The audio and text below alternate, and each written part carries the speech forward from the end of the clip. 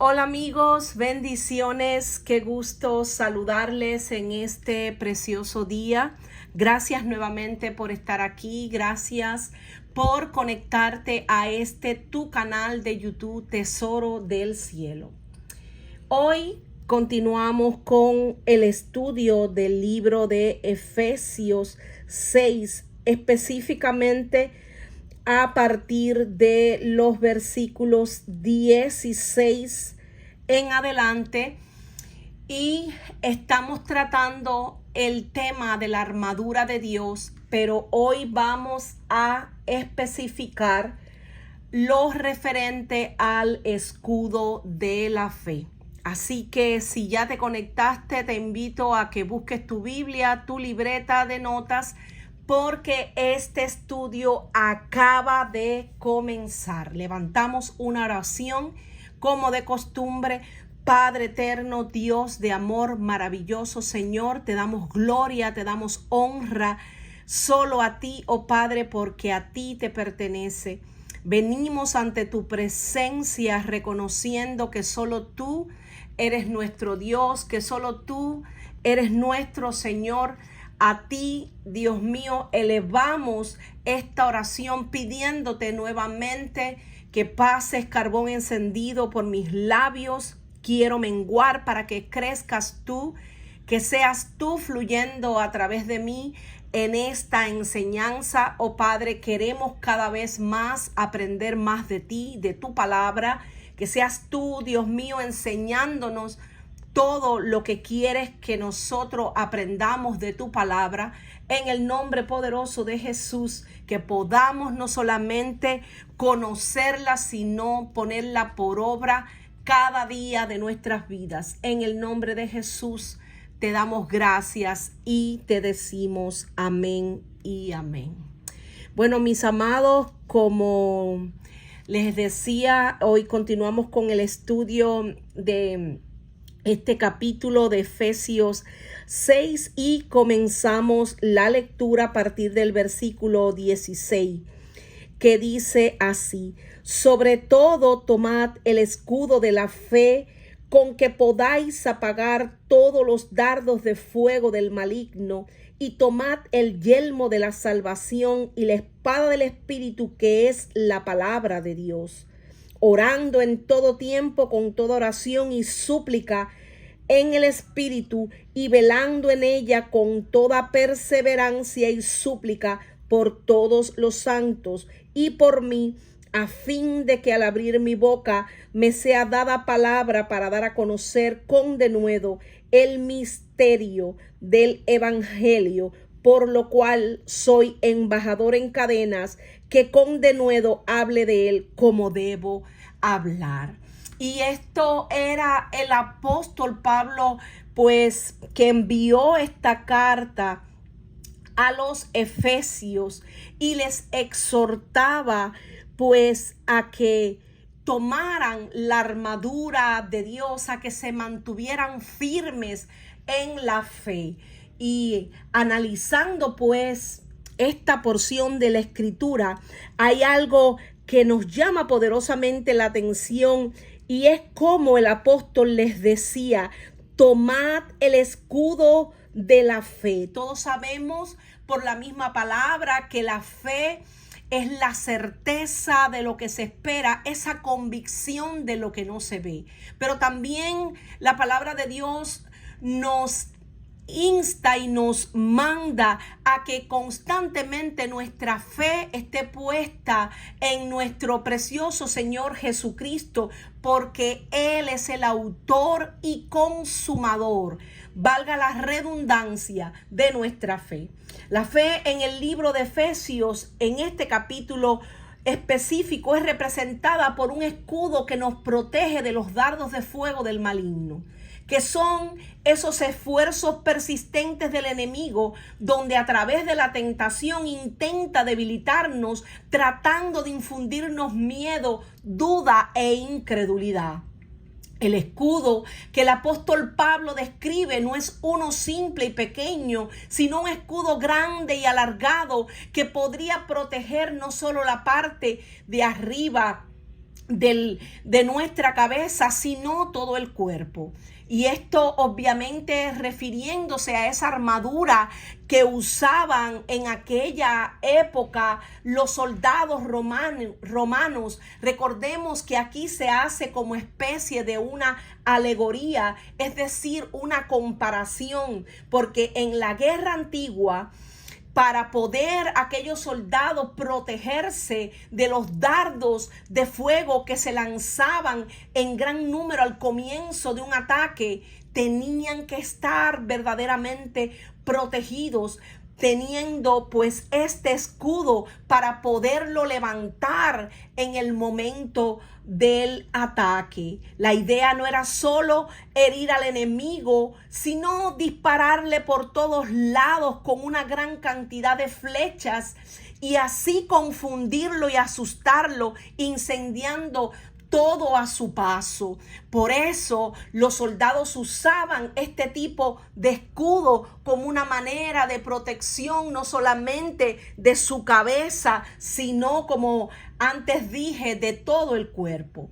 De esta misma manera, el enemigo puede lanzarnos malos pensamientos, sentimientos confusos, imaginaciones, miedos, mentiras, y lo hace para debilitar nuestra fe, y por esta razón no podemos nunca, como dice la palabra, ignorar sus maquinaciones. El enemigo sabe que sin fe es imposible agradar a Dios.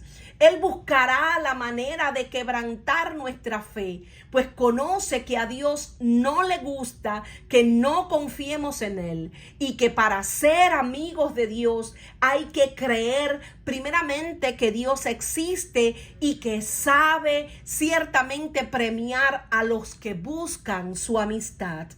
Y esto podemos encontrarlo en el libro de Hebreos 11:6. El diablo se encarga de lanzar dardos de fuego. Y como bien dije, el objetivo es que no le creamos a Dios y a su palabra. Una de las armas que el diablo usa con frecuencia es la duda. Nos incita a dudar del poder, del amor o la bondad de Dios. Con el escudo de la fe nosotros podemos apagar todas las flechas que nos dispara el maligno. El ataque del enemigo puede venir de cualquier lugar, incluso de cualquier persona. Por eso es importante estar alerta para poder colocar el escudo en lugar preciso y protegernos. Pongamos un ejemplo bíblico de cómo el enemigo usó dardos de fuego, y vamos a ir al caso de Adán y de Eva. Y esto pues nos trae a la memoria de cómo en aquel momento en que el enemigo pues tentó a Adán y a Eva, lo hizo con el fin de que no creyeran la palabra que ya Dios le había dado, con el fin de, como mismo Él viene a matar, hurtar y a destruir, pues la vida de nosotros, los seres humanos, de nosotros, los hijos de Dios, de aquellos que hemos recibido a nuestro precioso Señor Jesucristo como único Dios, Señor y Salvador. Vamos al libro de Génesis. Génesis específicamente a partir del capítulo 2, Génesis 2, 8 y hasta el 9 y en adelante. Y les leo, dice así: Jehová Dios plantó un huerto en el Edén al oriente y puso allí al hombre que había formado. Y Jehová Dios hizo nacer de la tierra todo árbol delicioso a la vista y bueno para comer. También el árbol de vida en medio del huerto y el árbol de la ciencia del bien y del mal. Tomó pues Jehová Dios al hombre y lo puso en el huerto del Edén para que lo labrara y lo guardase. Escuchemos bien. Dios lo puso para que labrara y guardase aquel lugar hermoso. Y mandó Jehová Dios al hombre diciendo: de todo árbol del huerto podrás comer, mas del árbol de la ciencia del bien y del mal no comerás, porque el día que de él comieres, ciertamente morirás. Lo primero que hace Satanás es tentar a Eva, haciéndole creer que Dios había mentido, cuando realmente el padre de mentiras es Satanás. Es imposible que Dios mienta. Sin embargo, a pesar de que Eva ya había sido advertida por su marido, aún así ella cedió a la tentación y no solo pecó, sino que hizo que su esposo pecara también contra Dios. Si Dios dijo que no comiera de ese árbol, ella no debió comerlo. Apagar el dardo de fuego, ese mal pensamiento, esa idea absurda que le estaba infundiendo el diablo en aquel momento, era lo que tenía que haberle levantado a ella la sospecha de que lo que estaba pasando no iba a ser nada bueno para ella, ni siquiera para su esposo. Si Dios dijo que no comiera de ese árbol, repito, ella no debió comerlo. Debió de haber apagado ese dardo de fuego. Era precisamente obedecer el mandato que ya había sido dado de parte de Dios. Pero tomemos nota de lo que Dios les dijo. Vamos a analizar Génesis 2:16. Notemos que Dios le dice: de todo árbol del huerto podrás comer. Ellos tenían acceso a todos los árboles del huerto. Ellos podían disfrutar de todos esos frutos deliciosos, de todos esos frutos apetecibles que había en aquel lugar. Ahora, Dios les puso una prohibición, les dio una advertencia: del árbol de la ciencia del bien y del mal no comerán, porque el día que de él comieres, ciertamente morirás. Claramente Dios les dijo: puedes comer de todos los árboles que hay en el jardín, de todos, pero no del árbol del conocimiento del bien y del mal. Si comes de ese árbol, te juro que morirás. Ahora, cuando analizamos esta porción de las Escrituras, nos damos cuenta que al intervenir Satanás, que el Señor lo reprenda en esta hora, vemos cómo él siempre viene a tergiversar, a quitar la palabra, a tratar de robar la palabra que ya ha sido dada de parte de Dios. Dice que entre los animales salvajes que Dios creó, no había otro más astuto que la serpiente. Un día la serpiente le dijo a la mujer: así que Dios les dijo que no comieran de ningún árbol del jardín. Vemos cómo comienza con la mentira, comienza con el engaño, que Dios les dijo que no comieran de ningún árbol. En ningún momento Dios dijo que no comieran de ningún árbol, todo lo contrario, que comieran de todos los árboles excepto de uno, el del conocimiento del bien y del mal. La mujer le contesta: sí podemos comer de cualquier árbol del jardín. Es decir, que ella estaba clara con respecto a lo que Dios ya le había dicho. Lo que Dios nos dijo fue: en medio del jardín hay un árbol que no deben ni tocarlo. En ningún momento Dios dijo que no se podía tocar el árbol. El Señor lo que dijo es que no lo podían comer. Tampoco vayan a comer de su fruto, continúa Eva diciendo, pues si lo hacen, morirán. Es decir, ella estaba segura de que Dios le había dicho que el día que comieran, ella sabía que si comía de ese fruto iba a morir. Pero la serpiente insistió. Eso es mentira. Decía la serpiente, no morirán. Imagínense a Eva hablando que el Señor reprenda al enemigo con el enemigo y teniendo este diálogo cuando realmente ella no debió de tener este tipo de conversación, y más cuando se trataba de que estaba incitándole pues a la desobediencia. Dios bien sabe, dice la Escritura, que cuando ustedes coman del fruto de ese árbol serán iguales a Dios y podrán conocer el bien y el mal. Esto era Satanás tratando de convencer a Eva para que ella cediera a la tentación. La mujer se fijó en que el fruto del árbol sí se podía comer y que solo de verlo se antojaba y daban ganas de alcanzar sabiduría.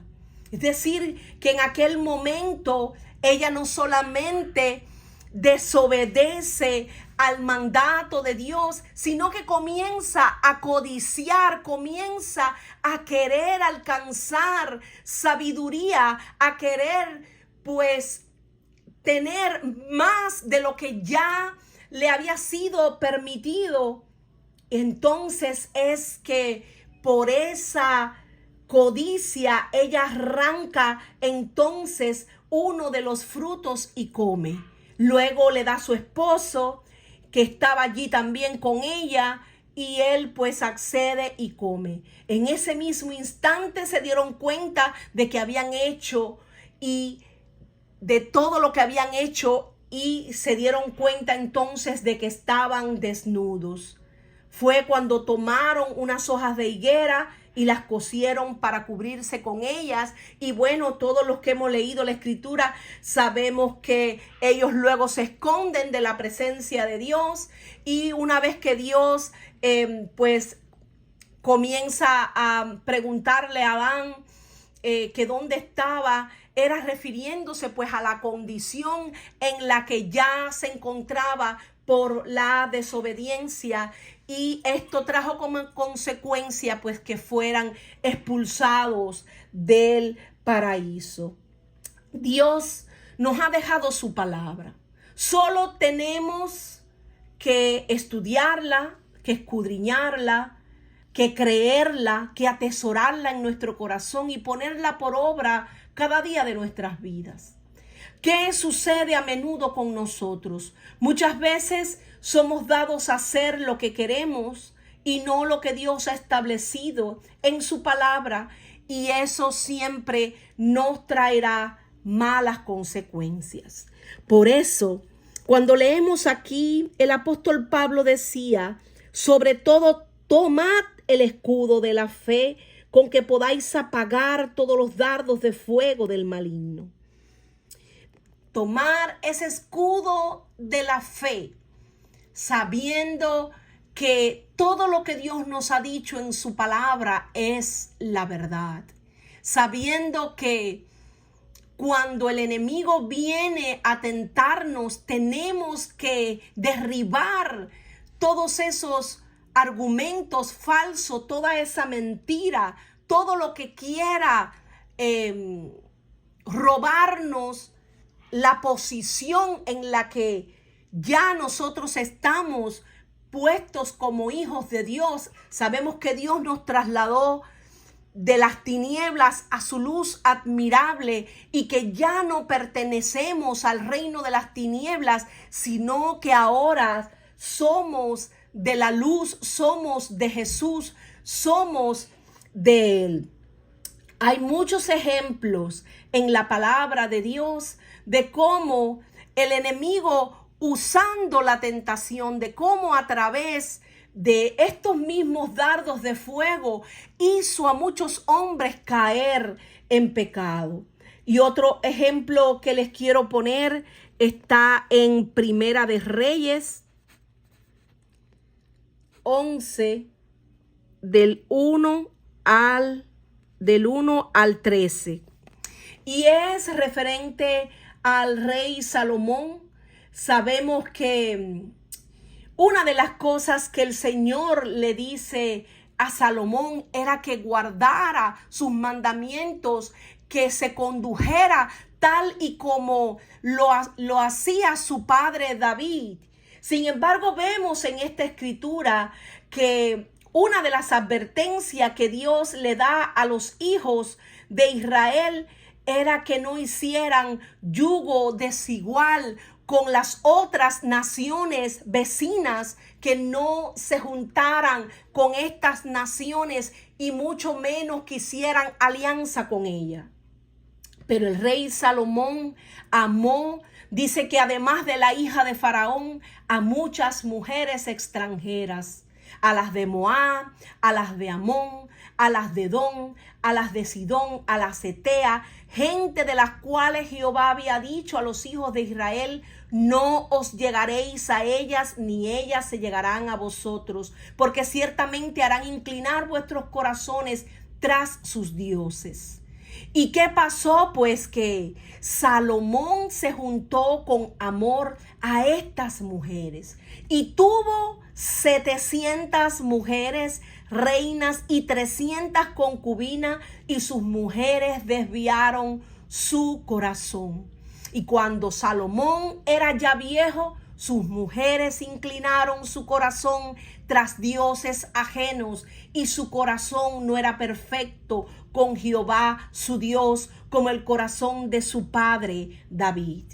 Porque si seguimos leyendo esta porción de la escritura, nos damos cuenta que Salomón siguió a Astoret, diosa de los sidonios, al Milcom, a ídolo abominable de los amonitas, e hizo Salomón lo malo ante los ojos de Jehová, y no siguió cumplidamente a Jehová como David su padre. Incluso edificó lugares altos a Quemos, un ídolo abominable de Moab, y también a Moloc, ídolo abominable de los hijos de Amón, e hizo para todas sus mujeres extranjeras que quemaban incienso y ofrecían sacrificios a sus dioses otros altares. Esto pues provocó el enojo de Dios contra Salomón, por cuanto su corazón se había apartado de Jehová Dios de Israel, que se le había aparecido 2 veces y que le había mandado acerca de esto que no siguiese a dioses ajenos. Mas él no guardó lo que le mandó el Señor. Y hay otros ejemplos que pudiéramos poner, como el caso de Sansón, como Ananías y Zafira, y otros muchos más. Por eso, mis amados, en la Biblia nosotros tenemos suficientes pasajes que nos demuestran de cuáles fueron las actitudes, cuáles fueron las consecuencias también de aquellos hombres que obedecieron, pero ¿qué les pasó a los que desobedecieron? Nosotros solo podemos usar este escudo de la fe, alimentando nuestra fe en Cristo, poniendo nuestra mirada en las cosas de arriba y no en las de la tierra, poniendo, como les decía al principio, nuestros ojos en el Señor Jesucristo, buscando primeramente el reino de Dios y su justicia, porque sabemos que de Él es que viene nuestra salvación, porque Él es el que nos ayuda en nuestra debilidad, y como único podemos usar este escudo y toda la armadura es pues estudiando, memorizando, pero sobre todo poniendo por obra la palabra y pasando tiempo con Dios. Es decir, ir a ese lugar secreto y allí en lo secreto derramar nuestro corazón en la presencia de Dios, para que sea Él el que nos ayude en medio de las pruebas y en medio de todas las circunstancias pues que tenemos que atravesar. Seguimos: y tomad el yelmo de la salvación y la espada del Espíritu, que es la palabra de Dios.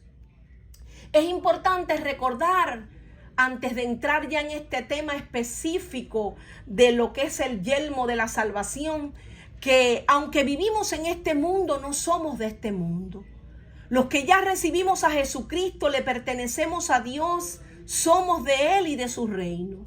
Pero ahora tenemos que comprender esa posición en la que estamos, en la que Dios nos ha puesto, esa identidad que tenemos como hijos de Dios. Cuando Jesús estuvo aquí en la tierra, Él oraba, y una de las oraciones que más me gusta es la que aparece en el libro de Juan 17:13, que dice lo siguiente: hablo esto en el mundo para que tengan mi gozo cumplido en sí mismo. Yo les he dado tu palabra, le decía Jesús al Padre, y el mundo los aborreció porque no son del mundo, como tampoco yo soy del mundo. No ruego que los quites del mundo, sino que los guardes del mal.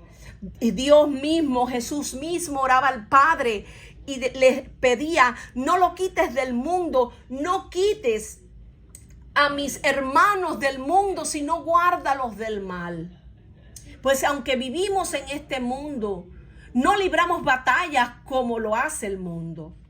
Las armas con que nosotros luchamos no son del mundo, sino que tienen el poder divino para derribar fortalezas.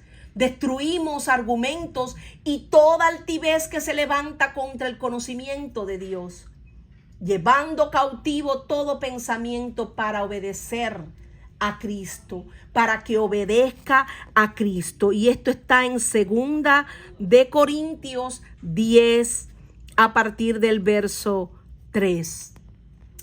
Y bueno, pues seguimos. La fe debe manifestarse en la autenticidad del amor.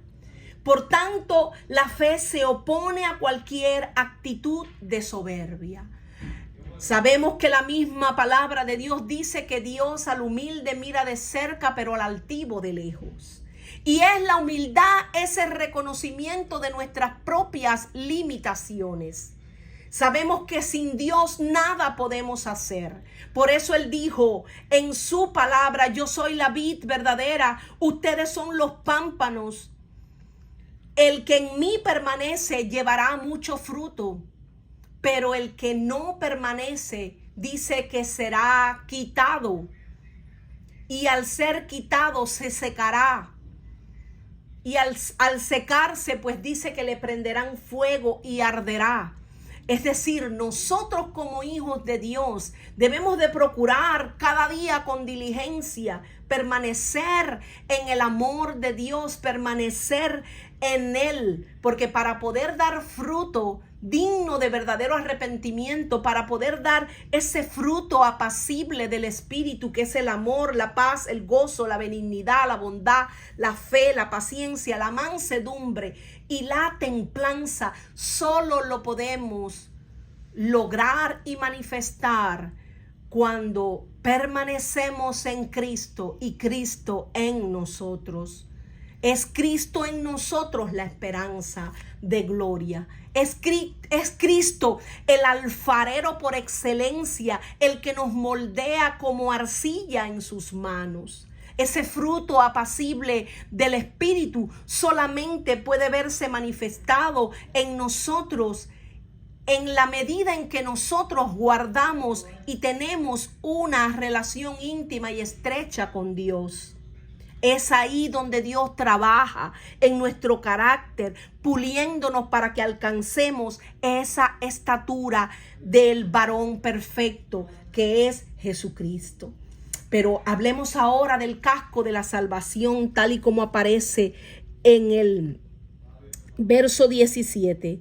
Tomad el yelmo de la salvación y la espada del Espíritu, que es la palabra. Vamos a hacer énfasis en el casco. En el mundo antiguo, por lo general, el casco era una gorra de cuero tachonada con metal para mayor resistencia. A menudo se agregaba algún tipo de pluma o decoración, tal vez para identificar al soldado en su regimiento. La salvación se representa como ese tipo de yelmo que protege una parte esencial del cuerpo, como lo es la cabeza. Nuestra mente debe estar llena de la certeza de nuestra salvación. No permitamos que el diablo ponga en nuestras mentes dudas sobre nuestra salvación. Somos salvos por la fe en Cristo. Eso dice el libro de Gálatas 3. Y nadie nos puede arrebatar esa salvación. Recordemos que somos salvos por gracia, por la fe en Jesucristo. Por tanto, debemos de vivir y andar en el Espíritu, en confianza y en obediencia a nuestro Dios, sabiendo de que fiel es aquel que nos llamó. Combatamos con la palabra de Dios las dudas sobre nuestra salvación o las tentaciones a sentir que no merecemos su amor o su perdón. Ciertamente Dios nos ama, nos salvó y somos suyos por la eternidad. Eso dice el libro de Tesalonicenses, primera de Tesalonicenses 5:8. Habla del yelmo de la salvación en relación con la esperanza de salvación. El yelmo de la salvación nos protege contra el desánimo, contra el deseo de rendirnos, dándonos esperanza no solo en saber que somos salvos, sino que seremos salvados. Es la seguridad de que Dios prevalecerá. Una de las armas más eficaces del enemigo, que el Señor los reprenda. Una de las armas contra nosotros es el desánimo. Cuando estamos debidamente equipados con el yelmo de la salvación, es difícil permanecer desanimados. Justificados pues por la fe, nosotros tenemos paz para con Dios por medio de nuestro Señor Jesucristo, por quien también tenemos entrada por la fe a esta gracia en la cual estamos firmes y nos gloriamos en la esperanza de la gloria de Dios. Dios es quien nos justifica, no nosotros a nosotros mismos. Y si Dios es por nosotros, ¿quién contra nosotros? Pues ¿qué diremos? ¿Quién va a venir en contra nuestra si Dios es el que nos justifica? ¿Quién acusará a los escogidos de Dios? Si ni lo alto ni lo profundo, ni lo presente ni lo porvenir, ni ninguna otra cosa creada nos podrá separar del amor de Dios que es en Cristo Jesús, Señor nuestro. Ni la muerte ni la vida, nada podrá separarnos de su amor. Mas Dios muestra su amor para con nosotros en que aun cuando éramos pecadores, Cristo murió por nosotros. Pues mucho más ahora, estando ya justificados en su sangre, por él seremos salvos de la ira. Porque si siendo enemigos fuimos reconciliados con Dios por la muerte de su Hijo, mucho más estando reconciliados seremos salvos por su vida. Y esto está en el libro de Romanos 5:1. Obviamente no tenemos tampoco una licencia para pecar, porque sabemos que el que peca deliberadamente y el que peca, dice la Escritura, que no es de Dios, es del diablo. Pero nosotros como hijos de Dios, sí sabemos en quién hemos creído y sabemos lo que Dios nos ha prometido, que sus promesas son sí y son amén. Y por eso es que en nuestro corazón lo que más anhelamos siempre es agradarle y hacer su voluntad. Ahora vamos a hablar de la espada del Espíritu, tal y como dice aquí. Y la espada del Espíritu, que es la palabra de Dios. Es muy importante que conozcamos la palabra de Dios, que usemos la espada del Espíritu, que es la palabra de Dios. Esta es la única arma de ataque. Las otras son más bien defensivas. La espada sirve tanto para defensa como para atacar al enemigo. La palabra de Dios alumbra nuestro camino, según dice el Salmo 119. 19:105. Lámpara a nuestros pies es tu palabra, lumbrera nuestro camino. Ella ilumina nuestras mentes con la verdad del evangelio. Con la espada del Espíritu nos defendemos y hacemos frente a los ataques del enemigo, a todas sus mentiras y engaños. Y a la vez que le atacamos, nosotros con la verdad. Recordemos el ejemplo de Jesús cuando fue tentado en todo, pero sin pecado. Cómo Él usó la palabra de forma efectiva para vencer las tentaciones del diablo. Y eso aparece en el libro de Mateo 4. Ciertamente la palabra de Dios es viva y poderosa y más cortante que cualquier espada de dos filos. Penetra hasta lo más profundo del alma y del espíritu, hasta la médula de los huesos y juzga los pensamientos y las intenciones del corazón. Dice el libro de Hebreos 4:12. ¿Cómo usar entonces la espada? Necesitamos estudiar la Biblia, memorizarla, aprender a usar la palabra de verdad de forma efectiva, combatiendo las mentiras con la verdad, guardando la palabra de Dios y viviendo una vida en el Espíritu, acorde a lo que Dios demanda de nosotros. Si nosotros no confiamos en que la palabra es inspiración del Espíritu, que desde el Génesis hasta el Apocalipsis, toda ella es inspirada por Dios, que la espada realmente vino del Espíritu, entonces no la usaremos de manera efectiva. El Espíritu no solo nos dio las Escrituras, sino también hace que cobre vida en nosotros. Él es el que nos recuerda la palabra. Cuando estamos pasando por determinada situación, Él es el que nos recuerda. Si estamos presentando alguna situación determinada, les puedo poner un ejemplo de una vivencia de algo que a mí me pasó estando en un lugar,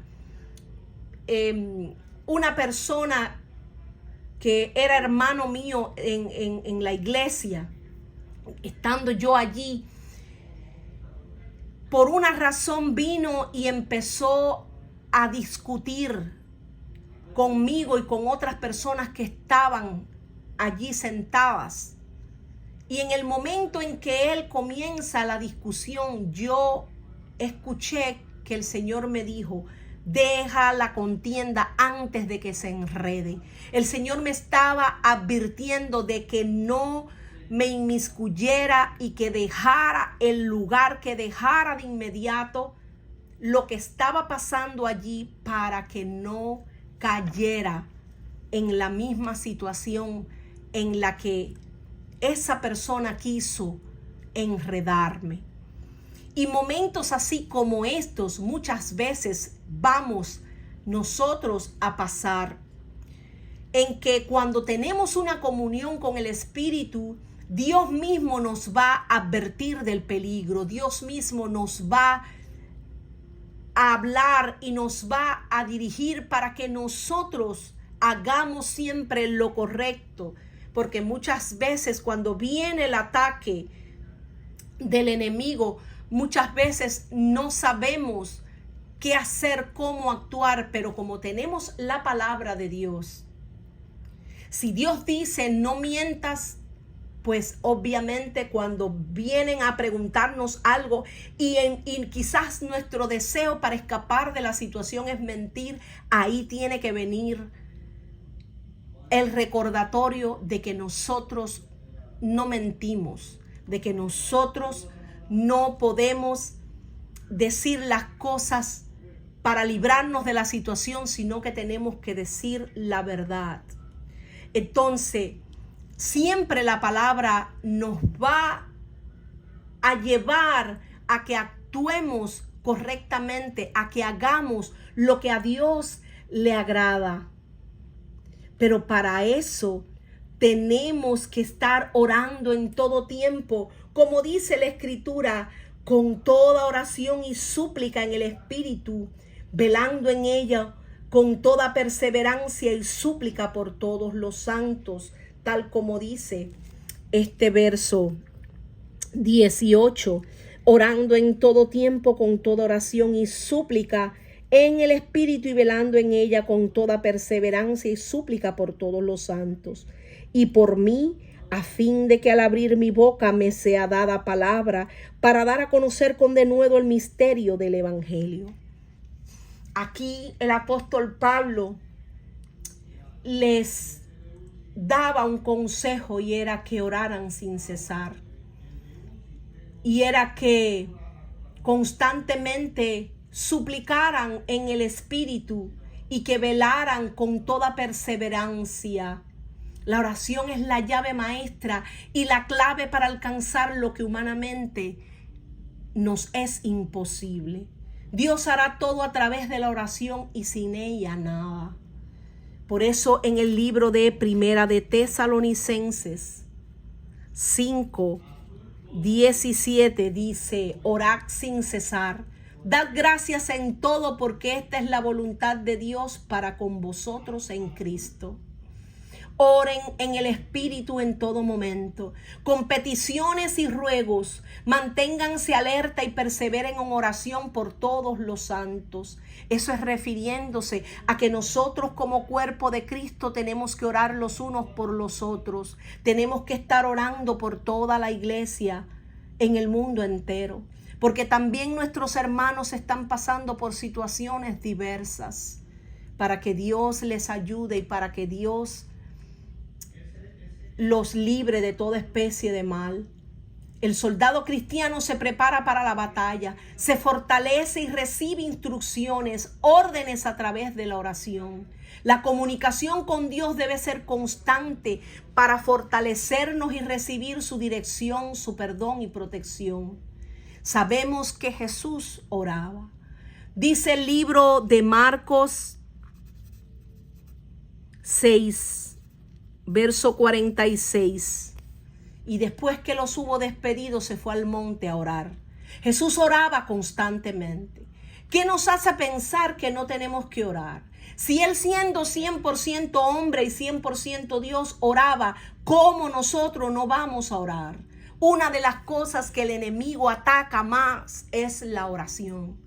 Para que tú y yo no oremos, porque Él sabe que cuando nosotros oramos, Dios siempre nos va a responder, Dios siempre nos va a ayudar. Pero el enemigo quiere detener nuestra oración porque sabe que nuestra oración lo detiene a Él.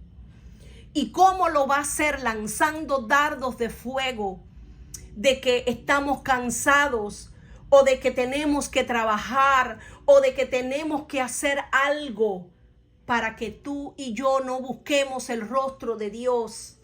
Siempre va a buscar una manera de entretenernos, ya sea a través de las redes sociales, a través de la televisión, o con el trabajo o los estudios. De muchas formas el enemigo busca que nosotros no nos acerquemos al Señor, que nosotros no pasemos tiempo con el Señor.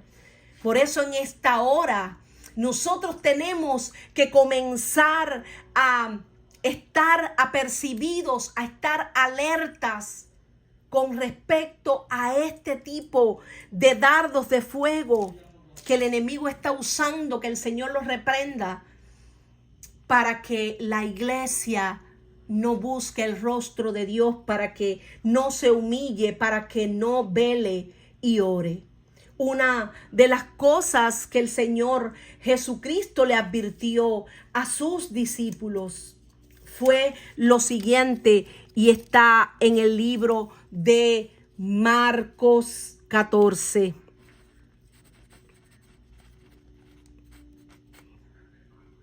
(38) Velad y orad para que no entréis en tentación.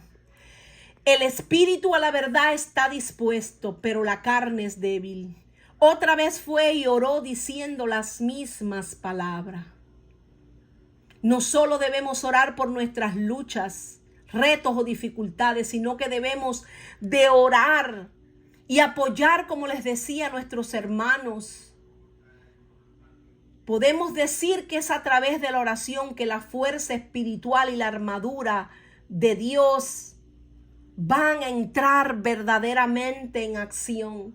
Dios promete librarnos de la tentación, darnos la salida a las situaciones que enfrentamos, pero al hacerlo nos insta, nos ordena que oremos. La oración es la que nos ayuda a permanecer arraigados y cimentados en el amor de Dios.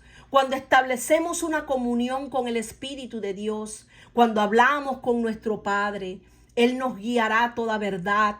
Él nos fortalecerá en medio de las pruebas para que podamos salir victoriosos. Si Cristo mismo padeció siendo tentado, sabemos que Él es poderoso para socorrer a los que son tentados. Eso dice el libro de Hebreos 2:18. Por eso que cuando Él llegó a aquel lugar, les dijo a sus discípulos: orad que no entréis en tentación.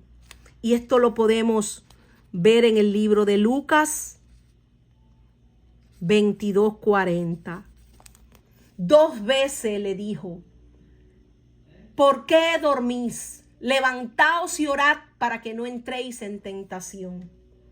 Y todos sabemos, porque la misma escritura lo dice en el libro de Primera de Corintios 10:13. No os ha sobrevenido ninguna tentación que no sea humana, pero fiel es Dios, que no nos dejará ser tentados más de lo que podemos resistir, sino que nos dará también, juntamente con la tentación, la salida para que podamos soportar. Aleluya. Y bueno, mis amados, esto es todo por hoy. Espero que esta enseñanza haya sido de gran bendición para ustedes, como lo ha sido para mí. Que nuestro Señor Jesucristo les bendiga aún más. Que en este tiempo, tanto ustedes como nosotros podamos comprender que para poder de verdad llevar esa armadura completa, no lo podemos hacer en nuestra fuerza, que somos nosotros los que cuando nos humillamos ante la presencia gloriosa de Dios, ahí cuando somos débiles es que Él se glorifica y es que Él nos fortalece y nos da las herramientas necesarias y nos da la salida para que podamos soportar y poder en este caminar permanecer firmes aún en medio de las pruebas, aún en medio de las circunstancias, que podamos caminar sobre las aguas tormentosas de la vida. Que el Señor les bendiga, que el Señor les guarde y que el Señor Jesucristo alce sobre ustedes y sobre cada uno de nosotros su rostro y ponga en ustedes y en nosotros su paz que sobrepasa todo entendimiento.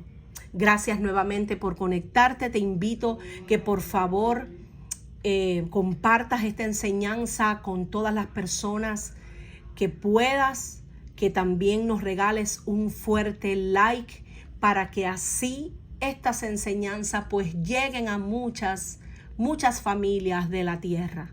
Que el Señor te bendiga. Muchas gracias. Bendiciones.